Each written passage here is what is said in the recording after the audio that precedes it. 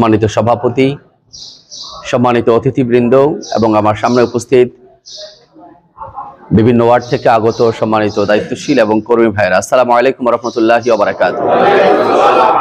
যুগে যুগে আল্লাহর এই জমিন আল্লাহর দ্বীন প্রতিষ্ঠার জন্য যে সকল মুর্দে মুজাহিদ তাদের জীবনকে বিলিয়ে দিয়েছেন, বিশেষ করে বাংলাদেশ সবুজ ভূখণ্ডে আল্লাহর দ্বীন প্রতিষ্ঠার জন্য বাংলাদেশ জামাত ইসলামী এবং ইসলামী ছাত্র শিবিরের যে সমস্ত ভাইরা তাদের বুকের তাজা রক্তকে ঢেলে দিয়ে বাংলাদেশের জমিনকে আল্লাহর দ্বীনের জন্য উর্বর করেছেন, যাদের রক্ত স্নাত ময়দানে দাঁড়িয়ে আজকে আমরা কথা বলছি, বিশেষ করে জুলাইয়ের গণঅভ্যুত্থানে যে সমস্ত ছাত্র জনতা তাদের জীবন দিয়ে এই বাংলাদেশকে ফ্যাসিবাদ মুক্ত করেছেন, এই বাংলাদেশ থেকে আওয়ামী জাহিলিয়াতকে বিতাড়িত করেছেন, এই বাংলাদেশকে ভারতীয় আধিপত্যবাদ থেকে মুক্ত করে আমাদেরকে আমার একটি আয়োজনে কথা বলা সে সুযোগ করে দিয়েছেন, সেই সমস্ত শহীদ ভাইদের জান্নাতের সর্বোচ্চ মর্যাদা কামনা করি, আল্লাহুম্মা আমিন।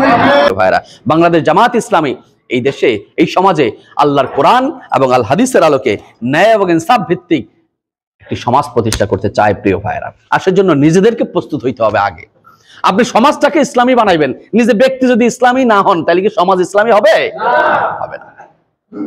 আপনি এই যে বিল্ডিংটা বানাইলেন, এখানে যদি সব 2 নম্বর জিনিস দিয়ে বানানো হয়, এই বিল্ডিংটা কি টেকসই হবে? আর 1 নম্বর জিনিস দিয়ে বানালে এটা টেকসই হবে।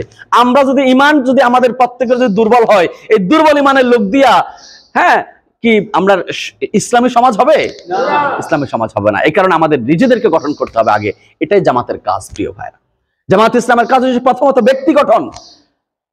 যারা জামাত করবে, যারা জামাতের সাথে সম্পৃক্ত হবে, তারা নিজেদের আমল, আখলাক, কথাবার্তা, লেনদেন, মুআমেলা, চালচলন এই সমস্ত কিছুতে তারা আগে নিজেদেরকে প্রস্তুত করতে হবে। প্রিয় ভাইরা, দেন তারা এই দিকে যাদেরকে ডাকবে, আল্লাহর দিকে মানুষদেরকে আহ্বান করবে, তাদেরকে সেই একই কথা বলবে যে দিস ইজ ইসলাম। কথাবার্তা, চালচলন, মুআমেলাত, লেনদেন, আমার পারিপার্শ্বিক অবস্থা, আমার ব্যক্তি জীবন, পারিবারিক জীবন, এই আলোকে ঢেলে সাজাতে হবে। এটা হচ্ছে ইসলাম। শুধু মুখে কথা বললে হবে না, সেই মুখের কথাটাকে বাস্তবে প্রস্ফুটিত করে সমাজের মানুষকে বোঝাতে হবে, দেখাতে হবে যে এটা হচ্ছে প্র্যাকটিক্যাল মুসলিম। কথাকে বুঝে আসছে কিনা? জামাত ইসলাম এটাই চায়, আল্লাহর জমিন আল্লাহর দ্বীন কায়েম করতে চায়, এবং সেই দিন কায়েমটা কখনোই সম্ভব হবে না যখন ব্যক্তি পর্যায়ে আমরা নিজেদেরকে একজন ইমানদার মুসলিম হিসেবে প্রস্তুত করতে না পারবো। প্রিয় ভাইরা, আগে নিজেদেরকে প্রস্তুত করতে হবে, তারপর হচ্ছে সমাজের অন্যান্য মানুষদেরকে সেই প্রস্তুতির আওতায় নিয়ে আসতে হবে, তখনই পর্যায়ক্রমে সেটি সম্ভব হবে। প্রিয় ভাইয়েরা, আমরা সেই প্রচেষ্টাকে অব্যাহত রাখতে হবে।